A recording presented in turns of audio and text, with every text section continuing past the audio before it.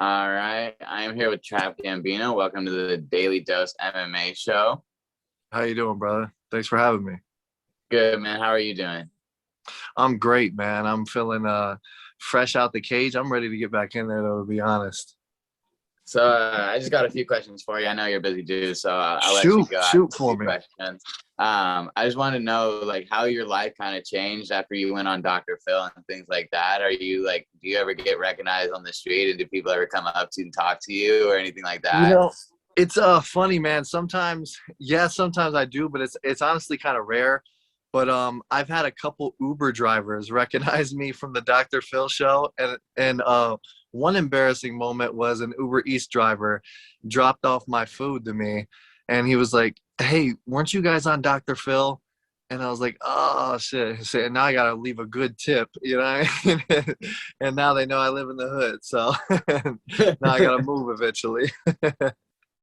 Yeah, it's um, crazy, man. I get recognized in random places, and sometimes the funniest part is sometimes like randomly on my social media, I'll just get like a spurt of like followers from a random country, and the last one was from Australia, and that was like a good 3 months after my show aired here in America, and or in the United States, and I'm pretty sure like they had like a show air over there because it was just a bunch of random Dr. Phil fans from Australia hitting me up, and I just put two and two together. So yeah, it's wild, man.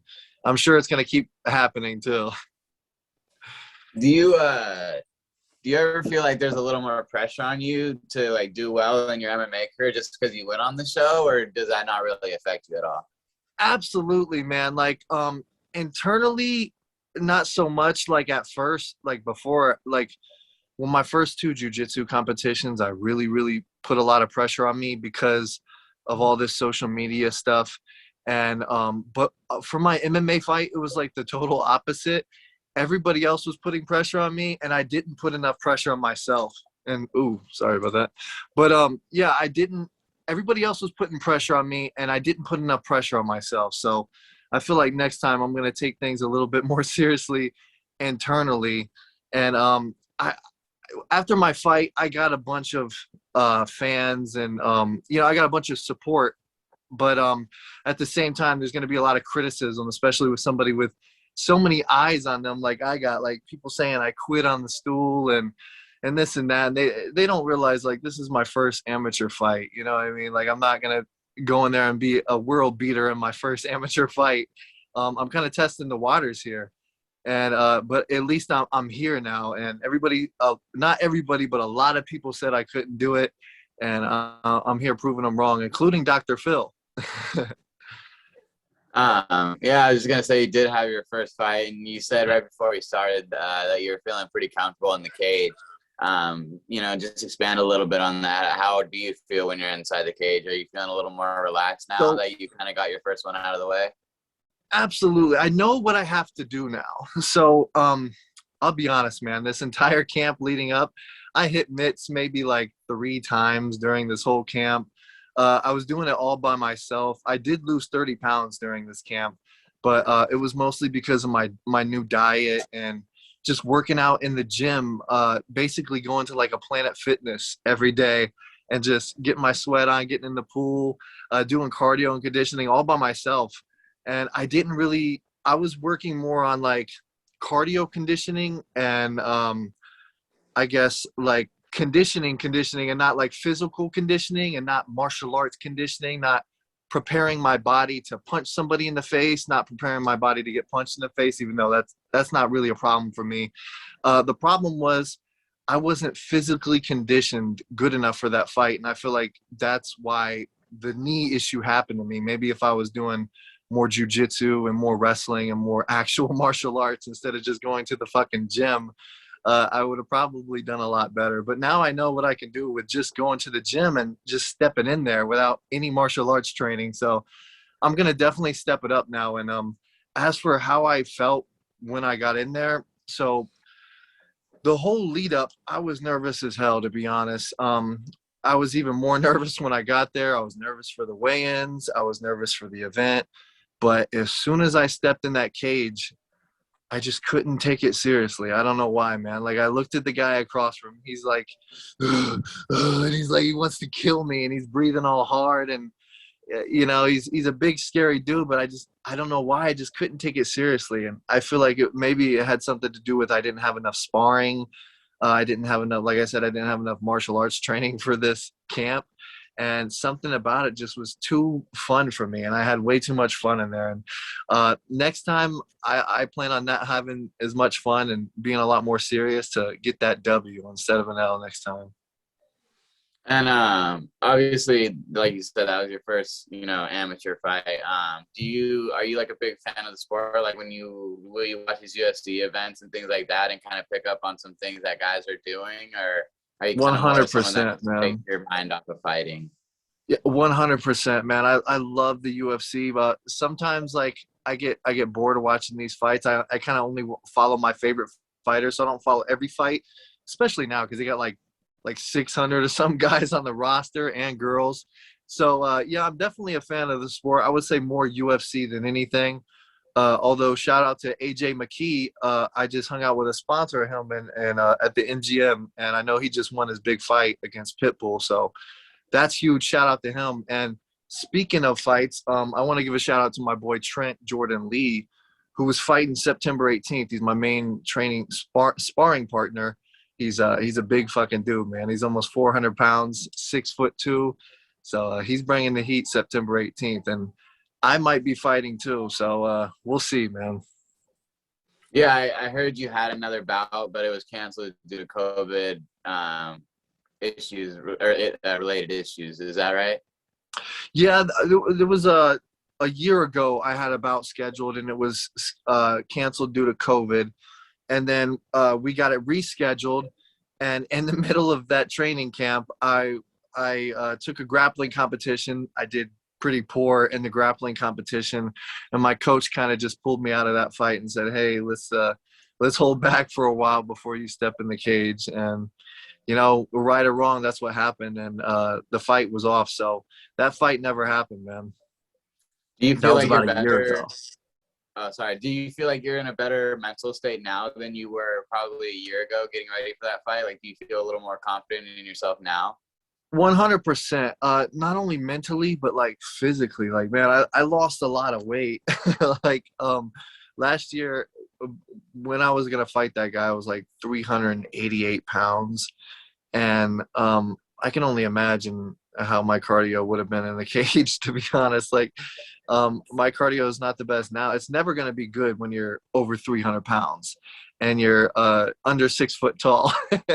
So I'm stepping my game up, man, and I think everything happens for a reason, and maybe there's a reason I didn't fight last year, and there's a reason I didn't get the L in my debut. There's a reason, everybody got a taste, but not the whole plate, and next time they're gonna get the whole plate. That's for damn sure. Oh, so sorry about that. Someone called me real quick. Sorry Are about you good? that. Yeah, can you hear me again? Yeah, I can hear you. All right, perfect. All right, so just a couple more things for you, and then I'll let you go because I know you are a busy guy and you probably got some things to do today. But right now, how many training sessions are you kind of doing a day? So I just started like kind of rehabbing this knee, to be honest. So knee injuries are a weird thing, man. And I went through two ACL injuries with my wife. Like she's got both her knees were reconstructed.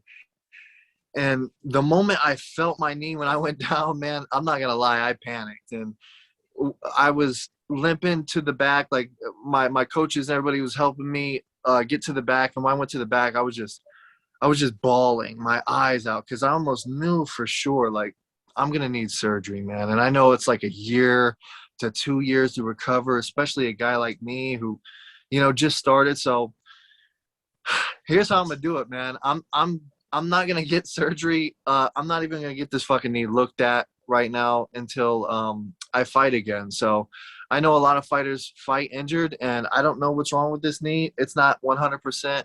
But I'm pretty sure I can knock a couple dudes out before I get it repaired. So that's what my plan is to do. And when would you like to get back into the octagon if you could have your perfect scenario? You know, this sounds crazy, but I'd like to get back in September. I know Rise is having a card in September 24th or something like that. Um, it'd be nice to get back, just get right back in there, because like I feel like it's now or never. Yeah, and that would give you, about 7 weeks, for training camp, which, Yeah, that's a I mean, pretty good length training camp. yeah, and honestly, I kind of feel like it's molded together with my other training camp. Like other than like I got drunk a couple times in between, I feel like just getting right back in there would probably be the best thing. That way, I just keep losing weight. I keep being healthier, and I just keep progressing instead of staying ready, being always ready instead of having to get ready. I like that attitude. And when you do get back in there, what should we expect? Do you want to show off more of your striking or that jiu-jitsu and wrestling you've been talking about?